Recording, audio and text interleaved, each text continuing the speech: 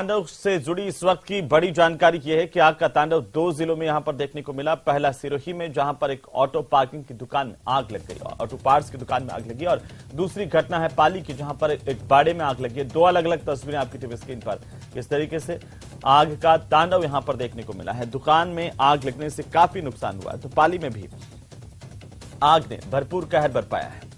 उधर सिरोही के रेवधर में एक ऑटो पार्ट्स की दुकान में अचानक से आग लगी, जिसमें जलकर दुकान में रखा सामान खाक हो गया। आग की लपटें इतनी ज्यादा तेज थी कि दूर से ही लपटों को देखा जा सकता था। लोगों ने दमकल को सूचना दी और दमकल की गाड़ियां मौके पर नहीं पहुंची, जिससे लोग आक्रोशित उठे। खुद ही उन्होंने आग बुझाने की कोशिश शुरू की। हालांकि 3 घंटे की देरी से दमकल की टीम यहां पर पहुंची और काफी मशक्कत के बाद इस आग पर काबू पाया जा सका, लेकिन तब तक दुकान में रखा सामान जलकर खाक हो गया। उधर पाली के रोहट में देर रात को अज्ञात कारणों के चलते एक बाड़े में आग लगी। देखते ही देखते आग ने विकराल रूप धारण कर लिया, साथ ही आसपास के बाड़ों को भी अपनी चपेट में लिया। इसमें जलकर बाड़े में रखा चारा और लकड़ियां पूरी तरह से स्वाहा हो गई। सूचना के बाद भी दमकल की टीम मौके पर नहीं पहुंची और इसके बाद ग्रामीणों ने अपने स्तर पर ही आग पर काबू पाया।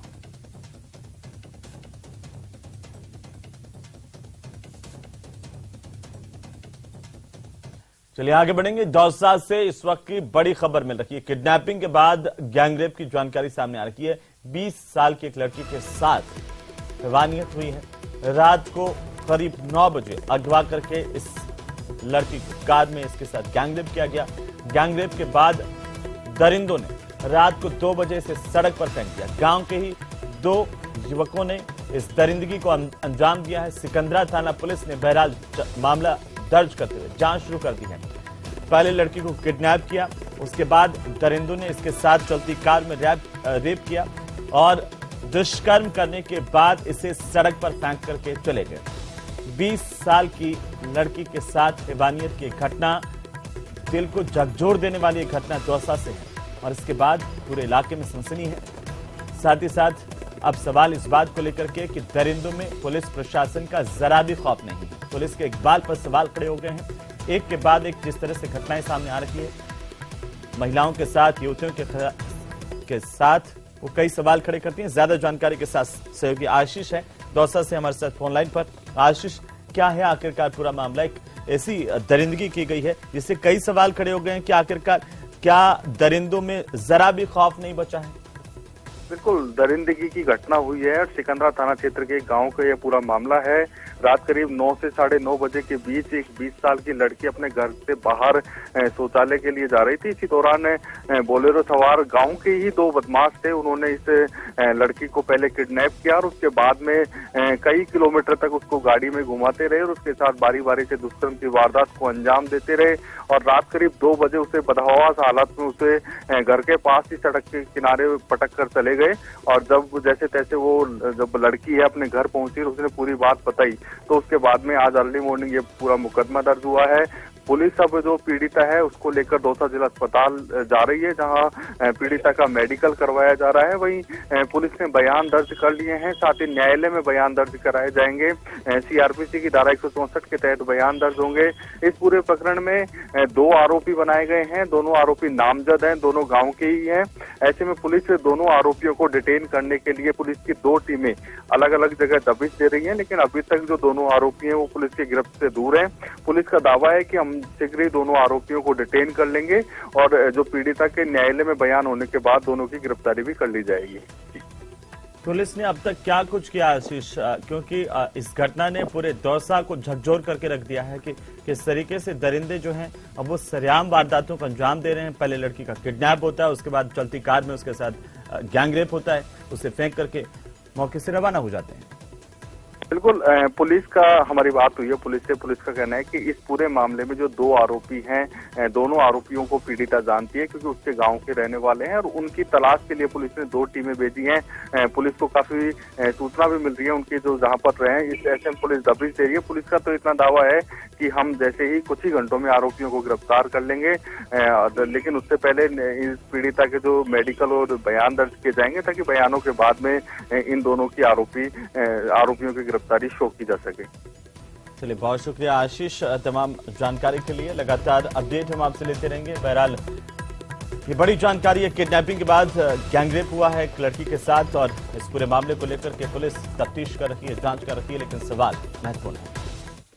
उधर डूंगरपुर जिले की साबला थाना पुलिस को बड़ी सफलता मिली है। पुलिस ने एस्कॉर्ट सर्विस के नाम पर लोगों से ठगी करने वाले गिरोह का खुलासा किया है। 4 आरोपियों की गिरफ्तारी हुई है। चारों आरोपी एस्कॉर्ट सर्विस के नाम पर लड़कियां उपलब्ध करवाने का झांसा देकर लोगों से ऑनलाइन ठगी करते थे। फिलहाल पुलिस चारों आरोपियों से पूछताछ कर रही है, साथ ही उनके खातों और मोबाइल की डिटेल्स को भी खंगाला जा रहा है। बड़े खुलासे इनसे हो रहे हैं। डूंगरपुर में एस्कॉर्ट सर्विस चला रहे 4 आरोपियों को पकड़ा गया है। जसपुर भाटोगा के अंदर दबिश देके फर्जी ऑनलाइन ठगी करने वाले 4 व्यक्ति गिरफ्तार किया गया है। उक्त व्यक्ति मोबाइल ऐप के माध्यम से लॉकेटो, कॉलजिन, स्कूफा ऐप के माध्यम से ये फर्जी एस्कॉर्ट सर्विस का काम करते हैं। ये लोग ऐप के माध्यम से लोगों को महिला उपलब्ध कराने के लिए ले जाते हैं। इन चारों लोगों को दबिश देके गिरफ्तार किया गया है। इनसे पूछताछ जारी है। इनसे 4 मोबाइल बरामद किए गए हैं। पुलिस थाना साबला द्वारा लगातार ऑनलाइन ठगी करने वालों के खिलाफ कार्रवाई जारी है। ज्यादा जानकारी के साथ सहयोगी जयेश पवार फोन लाइन पर है। जयेश, पुलिस ने 4 आरोपियों की गिरफ्तारी की है, क्या इनका बैकग्राउंड है और अभी तक क्या कुछ जानकारी इस पूरे मामले पर मिल पाई है?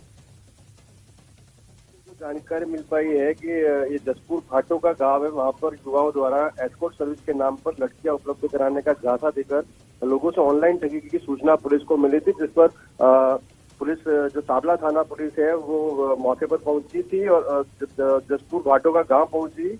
वहां पर रमेश पाटीदार के घर पर उन्होंने दबिश दी तो देखा कि वहां पर 4 युवा थे जो मोबाइल पर कुछ काम कर रहे थे। पुलिस ने उनके मोबाइल जब्त किए और देखा तो उसमें युवाओं द्वारा चैटिंग जो सामने आई, उसमें चैटिंग में ये सामने आया कि युवा जो है एस्कॉर्ट सर्विस का विज्ञापन पहले ऑनलाइन देते थे और उस विज्ञापन के बिहाफ पे लोगों से संपर्क करते थे और उनको लड़कियां उपलब्ध कराने का झांसा देकर के उनसे रुपये जमा करवाते थे उनके खाते में और फिर मोबाइल बंद कर देते थे। इस प्रकार से लोगों को ठगा जा रहा था। पुलिस ने मामले में 4 युवाओं को गिरफ्तार किया है और ये जो युवा है पूरे जो आसपुर थाना, ये साबला थाना क्षेत्र के रहने वाले हैं, स्थानीय युवा है और इन्होंने पूरे देश में कई लोगों से ठगी की है। फिलहाल पुलिस इन युवाओं के मोबाइल और बैंक खातों की जांच कर रही है। साथ ही उनसे पूछताछ की जा रही है कि अब तक वो कितने लोगों से और कितने रुपयों की ठगी कर चुके हैं।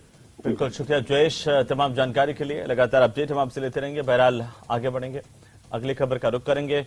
कोचिंग नगरी कोटा में बदमाशों के हौसले किस कदर बुलंद है, इसका अंदाजा अब आ रही इन तस्वीरों के जरिए लगाया जा सकता है। गुमानपुरा में बीच सड़क पर 3 बदमाशों ने एक महिला के साथ लूट की वारदात को अंजाम दिया है।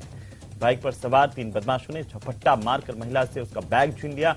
इस दौरान महिला बीच सड़क पर गिरकर के चोटिल भी हुई। वहीं पास में लगे एक सीसीटीवी में पूरी की पूरी वारदात कैद हुई है। आप इन तस्वीरों को देखिए कि सरेआम किस तरीके से बदमाश वारदात को अंजाम देने से नहीं चूक रहे हैं। फिलहाल पुलिस आरोपियों की तलाश कर रही है, लेकिन सवाल ये कि अब कोचिंग नगरी में क्या महिलाएं सड़क पर भी सुरक्षित नहीं हैं?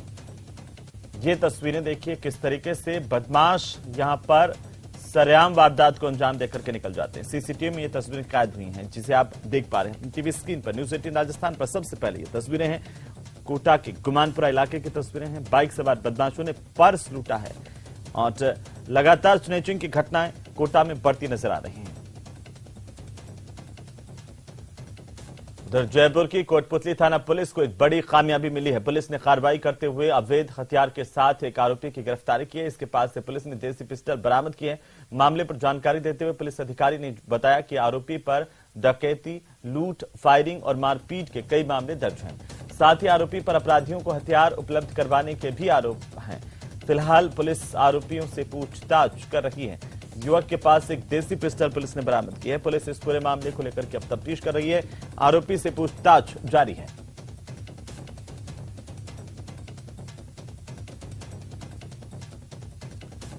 जयपुर के कोटपुतली इलाके में एक युवक को पुलिस ने पकड़ा, जिसके पास से अवैध हथियार बरामद हुए हैं और जिस तरीके से राजधानी आसपास और प्रदेश भर में अवैध हथियारों की भरमार देखने को मिल रही है, वो चौंकाने वाला है। अब पुलिस के पास ये सवाल है कि आखिरकार कहां से ये हथियार यहां इनके पास तक पहुंचते हैं, कौन इन हथियारों का सौदागर है जो अवैध हथियार सप्लाई करते हैं। क्या ये युवक भी इस पूरे के पूरे गोरख धंधे का एक हिस्सा था? ये तमाम सवाल हैं जिनको लेकर के पुलिस की पूछताछ जारी है। ज्यादा जानकारी के साथ सहयोगी हीरालाल फोन लाइन पर है। हीरालाल, क्या जानकारी है इस युवक की गिरफ्तारी को लेकर के? देखिए, कोटपुतली पुलिस की पूरी कार्रवाई है, जहां पुलिस को सूचना मिली थी कि एक जो आरोपी है वो अवैध हथियार के साथ घूम रहा है। इस पर पुलिस टीम गठित की गई और गठित जो पुलिस टीम थी वो मौके पे पहुंची और आरोपी को गिरफ्तार कर लिया। पुलिस ने आरोपी से एक देसी कट्टा भी बरामद किया है। पुलिस का कहना है कि जो आरोपी है वो शातिर किस्म बदमाश है और उसके खिलाफ हत्या, डकैती, लूट की कई वारदातें हैं जो उसके प्रकरण दर्ज हैं। पुलिस फिलहाल पूरे मामले की जांच कर रही है। हीरालाल, लेकिन सवाल यह है कि आखिरकार कोटपुतली जैसे कस्बे में भी अगर अवैध हथियारों की भरमार होने लग गई है तो सवाल यह कि आखिरकार क्या हथियारों के अवैध सौदागर इस इलाके में सक्रिय हैं? जी बिल्कुल, देखिए पूर्व में भी इस प्रकार के कई जो मामले सामने आ चुके हैं, जहां पुलिस ने जो अवैध हथियार रखने के मामले में जो कई युवकों को गिरफ्तार किया है और कई आपराधिक वारदातें भी हो चुकी है, फायरिंग की घटनाएं भी हो चुकी हैं। इसको लेकर जो पुलिस समय समय पर कार्रवाई भी करती है, लेकिन सबसे बड़ी बात यह है कि पुलिस की कार्रवाई के बाद भी है जो क्षेत्र में अवैध हथियारों के साथ युवक के गिरफ्तार होना और अवैध हथियारों की सप्लाई होना काफी गंभीर बात है। बहुत शुक्रिया हीरालाल तमाम जानकारी के लिए। चलिए आगे बढ़ेंगे। बीकानेर से बड़ी खबर है, जहां पर 5वें दिन भी स्कूल पर तालाबंदी लगातार जारी है और प्रशासन आंखें मूंदे बैठा है। स्कूल के आगे ग्रामीण और बच्चे धरने पर हैं। ग्रामीणों ने जिला मुख्यालय पर कूच की चेतावनी दी है। शिक्षकों की कमी को लेकर धरना चल रहा है। सबसे ज्यादा मामले इस तरह के बीकानेर जिले और संभाग भर से सामने आ रहे हैं, जहां पर कई स्कूलों में टीचर नहीं है और ऐसे में इन स्कूलों की पढ़ाई व्यवस्था पर ही सवाल खड़े हो गए हैं। शिक्षकों के 11 पद इस स्कूल में खाली है और इसके बावजूद इन पदों को नहीं भरे जाने को लेकर के छात्र छात्राएं और ग्रामीण आक्रोशित हैं। आप नारेबाजी देखिए कि किस तरीके से टीचर नहीं होने के चलते अब बच्चे नारे लगाने के लिए मजबूर हैं। अब यहां पर स्कूल में पढ़ाई नहीं होती क्योंकि शिक्षा मंत्री इसी जिले से चुन करके आते हैं।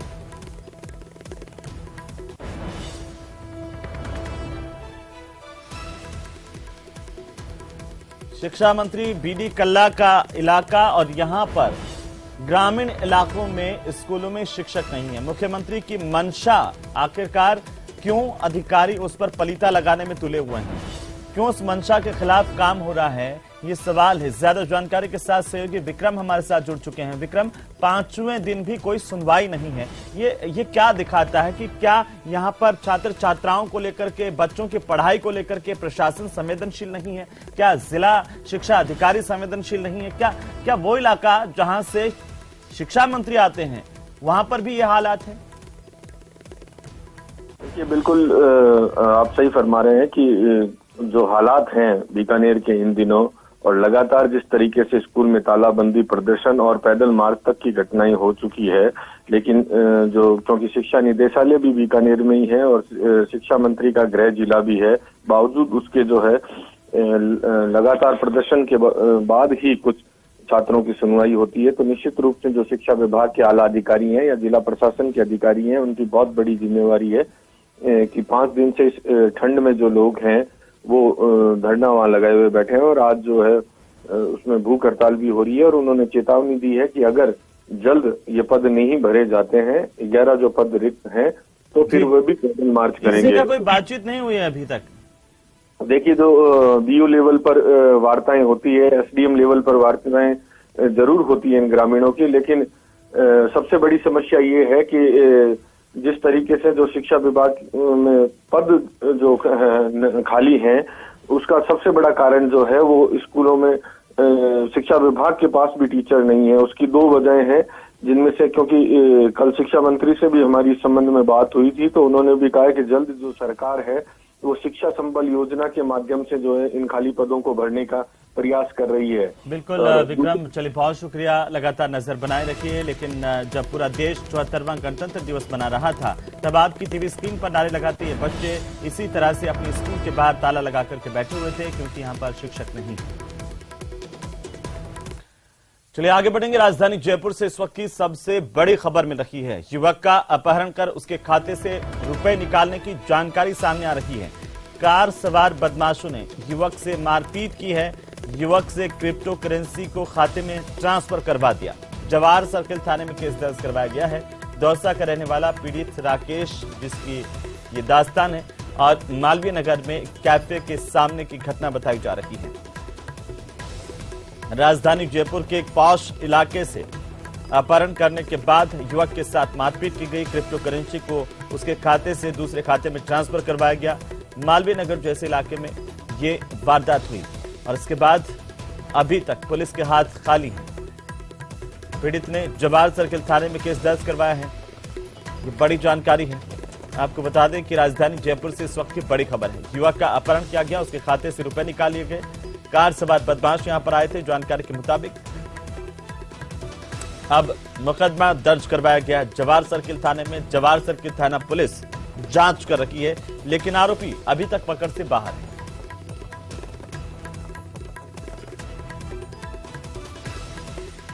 राजधानी जयपुर से बड़ी जानकारी।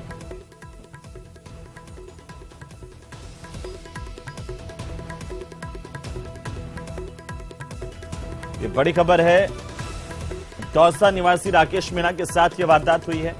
राकेश ने इस वारदात के बाद केस दर्ज करवाया। जवाहर सर्किल थाने में अपनी एफआईआर दर्ज करवाई है और 3 दिन बाद पीड़ित की रिपोर्ट दर्ज की गई है। ज्यादा जानकारी के साथ सहयोगी विष्णु शर्मा राजधानी जयपुर से। विष्णु, कैसे ये पूरा का पूरा मामला अंजाम दिया गया, पूरी वारदात अंजाम दी गई राजधानी जयपुर के एक पॉश इलाके में? सवाई माधोपुर दौसा जिले के पचवाड़ा के रहने वाले राकेश मीणा ने एक मुकदमा जवाहर सर्किल थाने में दर्ज कराया, जिसने कहा कि वो 21 जनवरी को रात को करीब 8 बजे एक कैफे के सामने बैठा था, जबकि मालवीय नगर ग्रेटर मार्ग पर थी। जब कार सवार कुछ युवक आए और उन्होंने उसके ऊपर बेसबॉल से हमला किया और उसके बाद युवक को अपनी कार में पटक करके ले गए और वहीं पर उसके पास जो $3500 की जो क्रिप्टो करेंसी थी उन रुपयों को अपने जानकार के मार्फत डरा धमका करके और अपने अकाउंट पर ट्रांसफर करा लिया, जिसके बाद युवकों ने उसे सड़क किनारे छोड़ा और वहां से फरार हो गए।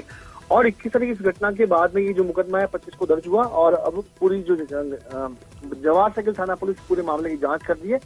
अब ये पूरा मामला क्या आपस में कोई परिचितों के जरिए हुआ है या फिर वाकई में कोई अज्ञात बदमाश थे जिन्होंने राकेश मीणा को कब उठाया और उसके रुपए जो है वो ट्रांसफर करने के लिए इस पूरी वारदात को किया। इस पूरी मामले की जांच जो है जवाहर सर्किल थाना प्रभारी कर रहे हैं। जी बिल्कुल विष्णु, चलिए बहुत शुक्रिया तमाम जानकारी के लिए। युवक का अपहरण कर उसके खाते से रुपए निकाले गए। बहरहाल पूरे मामले को लेकर के जवाहर सर्किल थाना पुलिस जांच कर रही है। चलिए आगे बढ़ेंगे। कोटा से बड़ी खबर है। पठान के शो के दौरान सिनेमा हॉल में हंगामा हुआ है। सीटिंग से ज्यादा टिकट देने पर दर्शकों ने जोरदार हंगामा किया। बहरहाल पठान की ओपनिंग शानदार रही है। हंगामे के दौरान सिनेमा और कैंटीन के कर्मचारी भाग खड़े हुए। कैंटीन में लूटपाट जैसा नजारा देखने को मिला। तस्वीरें आपकी टीवी स्क्रीन पर। सबसे पहले सबसे तेज पुलिस के पहुंचने पर ही यह हंगामा शांत हुआ। कल रात का ये पूरा मामला बताया जा रहा है। देखिए किस तरीके से जब इस थिएटर के कर्मचारी, उसके प्रबंधक यहां की व्यवस्थाएं छोड़ भागे, उसके बाद जमकर लोगों ने हंगामा किया। जिसको जो हाथ लगा खाने पीने की चीजें वो अपने आप ले ली गई। पॉपकॉर्न से लेकर के तमाम चीजें लोग खाते हुए दिखाई दिए बिना पैसे के और जमकर हंगामा हुआ। पठान फिल्म का ये उस दौरान का दृश्य है।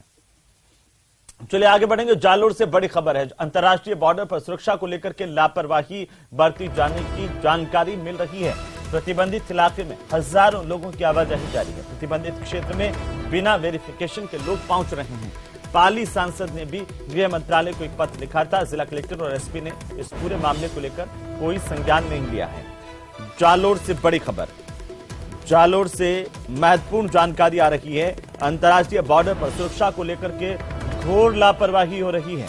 यहां पर प्रतिबंधित क्षेत्र में हजारों लोगों की आवाजाही चौंकाने वाली है और सबसे महत्वपूर्ण बात यह है कि इस पर जिला प्रशासन और जिला पुलिस का कोई ध्यान नहीं है।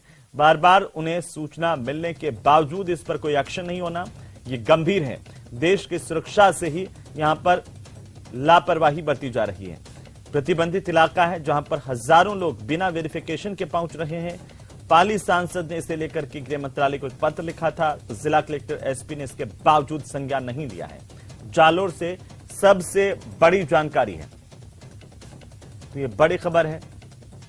ज्यादा जानकारी के साथ सहयोगी श्याम जालोर से हमारे संवाददाता फोनलाइन पर। श्याम, क्या है आखिरकार ये पूरा मामला? किस तरीके से अंतर्राष्ट्रीय बॉर्डर पर सुरक्षा मानकों के साथ खिलवाड़ हो रहा है? निश्चित तौर से हेमंत, अंतर्राष्ट्रीय बॉर्डर सुरक्षा को लेकर जो प्रदेश के 22 पुलिस थाना क्षेत्र है जो प्रतिबंधित है वहां पर जाने के लिए वेरिफिकेशन और वहां से परमिशन लेने के बाद में ही जाया जा सकता है। लेकिन जिस तरीके से सांचौर के पास अडेचा में एक कार्यक्रम के दौरान किस तरीके से प्रदेश के साथ साथ देश के अलग अलग राज्यों से बड़ी संख्या में लोगों का आने का सिलसिला है, ये बिना परमिशन लगातार वहां पर मूवमेंट हो रहा है। ऐसे में आंतरिक सुरक्षा की दृष्टि से बॉर्डर इलाके के अंदर किस तरीके की सुरक्षा में बड़ी सेंध है वो की जा रही है। इसको लेकर ऐसा नहीं है कि जालोर प्रशासन को जानकारी नहीं है, क्योंकि जालोर के जिला कलेक्टर व एसपी खुद वहां मौके पर गए, लेकिन इन तमाम चीजों को लेकर गंभीरता नहीं बरसाई और उसका नतीजा यह है कि लगातार लोगों का वहां मूवमेंट जारी है। और उसको लेकर जो पाली के सांसद पीपी चौधरी ने भी कुछ दिनों पूर्व एक यानी कि गृह मंत्रालय को लेटर लिखा था, अमित शाह को लेटर लिख करके ये मांग की गई थी कि प्रदेश के अंदर बीकानेर, जालोर सहित अलग अलग जिलों के अंदर 22 पुलिस थाना क्षेत्रों के अंदर, वहां प्रतिबंधित क्षेत्र के अंदर जो है आंतरिक दृष्टि के चलते तस्करी के साथ आतंकवादी गतिविधियों भी हो सकती है। इसको लेकर पूरी तरीके से सुरक्षा मानकों की पालना करवाने को लेकर मांग की गई थी। और पीपी चौधरी का ये जो लेटर है, इससे कुछ दिनों बाद में ही किस तरीके के अंदर जालोर के अंदर इस तरीके के नियमों को ताक पर रख करके आंतरिक जो सुरक्षा की दृष्टि से बॉर्डर इलाकों के अंदर। जी श्याम, ये सीमांचल कल्याण समिति है, क्या इसका बैकग्राउंड है और ये इस तरीके से नियमों को ताक पर रखकर कैसे आयोजन करवा रही है? देखिए, ये जो कार्यक्रम है ये किसी तरीके का जो बड़ा कार्यक्रम होने जा रहा है। ये कार्यक्रम यानी कि आगामी 3 से 4 दिन तक लगातार जारी रहेगा। लेकिन इन लोगों की जो बातचीत हुई थी हमारे इस कार्यक्रमों से भी, उनका ये कहना है कि हमारा पूरा मैनेजमेंट एसपी व कलेक्टर देखते हैं, आप उनसे बात कीजिए। यानी कि उनके हौसले किस तरीके, पहले तो नियमों को तोड़ना, उसके बाद में कलेक्टर एसपी की धौंस दिखाना, यानी कि पूरे मामले को लेकर किसी भी तरीके से नियमों का आयोजन कौन करवा रहा है और कैसे आखिरकार नियमों को दरकिनार करके आयोजन करवाया जा रहा है? क्योंकि यहाँ पर एक सीमा को लेकर के सीमांचल कल्याण समिति भी बनी हुई है और उनका भी ये लगातार कहना था कि बिना सत्यापन के बाहरी लोगों की आवाजाही से इस इलाके में तस्करी बढ़ी और तस्करी के लिहाज से जालोर और सिरोही के रूट और बाड़मेर से लगता हुआ ये पूरा का पूरा जो इलाका है बड़ा सेंसिटिव इलाका है। हेमंत, आपका सही कहना है, क्योंकि जालोर व सिरोही आसपास का ये जो सेंसिटिव इलाका है, यहाँ से बड़ी मात्रा में तस्करी होती है, यानी कि अफीम, डोडा व हथियारों की तस्करी, यानी कि ये पूरा सेंसिटिव इलाका है। इसी के चलते इस पूरे मामले में बड़ी संख्या में जो लोग आए हैं, इसमें ये जो कार्यक्रम अडेचा के अंदर आयोजित हो रहा है। चलिए, बहुत शुक्रिया श्याम, तमाम जानकारी के लिए नजर बनाए रखिए, लगातार अपडेट हम आपसे लेते रहेंगे। चलिए आगे बढ़ेंगे। झुंझुनू से बड़ी खबर है, जहां पर उदयपुर वाटी में वकील की धुनाई हुई है। वकील को सोशल मीडिया पर टिप्पणी करना भारी पड़ गया। एक नाराज महिला ने कोर्ट परिसर में ही वकील के साथ मारपीट की है। कोर्ट परिसर में मौजूद लोगों ने बीच बचाव भी किया। वकील महिला के दिवंगत पति पर उसने टिप्पणी की थी कथित तौर पर, यह अभी तक की जानकारी है। उसके बाद की तस्वीरें आपकी टीवी स्क्रीन पर है। उदयपुर वाटी थाने में इसे लेकर केस दर्ज करवाया वकील ने। मारपीट का वीडियो सोशल मीडिया पर वायरल हुआ है। जानकारी के मुताबिक वकील हंसराज ने कथित तौर पर महिला के दिवंगत पति पर फेसबुक पर टिप्पणी की थी। जैसे ही महिला को पता चला कि वकील ने उसके दिवंगत पति पर सोशल मीडिया पर टिप्पणी की है, महिला उदयपुर वाटी कोर्ट परिसर पहुंच गई, कानून को अपने हाथ में लेकर और वकील पर हमला बोल दिया। वकील के पास पहुंच करके वकील से मारपीट की है और इसके बाद वकील ने अब पुलिस प्रशासन की शरण ली है। कोर्ट परिसर में मौजूद लोगों ने बीच बचाव किया। वकील हंसराज की ओर से उदयपुर वाटी थाने में केस दर्ज करवाया गया है। मारपीट का यह वीडियो सोशल मीडिया पर जमकर वायरल हो रहा है। ज्यादा जानकारी के साथ सहयोगी कृष्ण सिंह शेखावत हमारे साथ जुड़ चुके हैं। कृष्ण, क्या है पूरा मामला और इस तरीके से कोर्ट परिसर में ही एक महिला पहुंचती है, एक वकील पर सरेआम मारपीट करने लग जाती है, उसके खिलाफ अभी तक कोई कार्रवाई नहीं होती?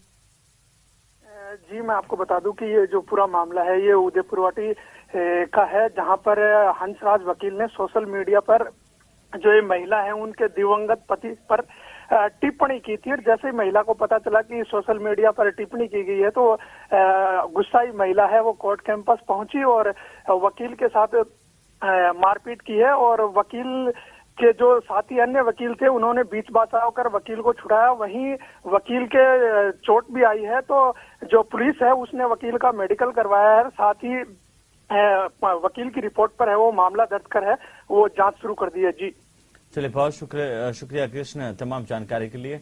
बहरहाल पुलिस इस पूरे मामले को लेकर जांच करी, लेकिन ये सवाल है आखिरकार के लोग कानून को अपने हाथ में ले रहे हैं और इस तरीके से अदालत परिसर में आकर के एक वकील पर हमला करना गंभीर है। तो खबरें अभी और भी हैं, लेकिन फिलहाल वक्त एक छोटे से ब्रेक का। जल्द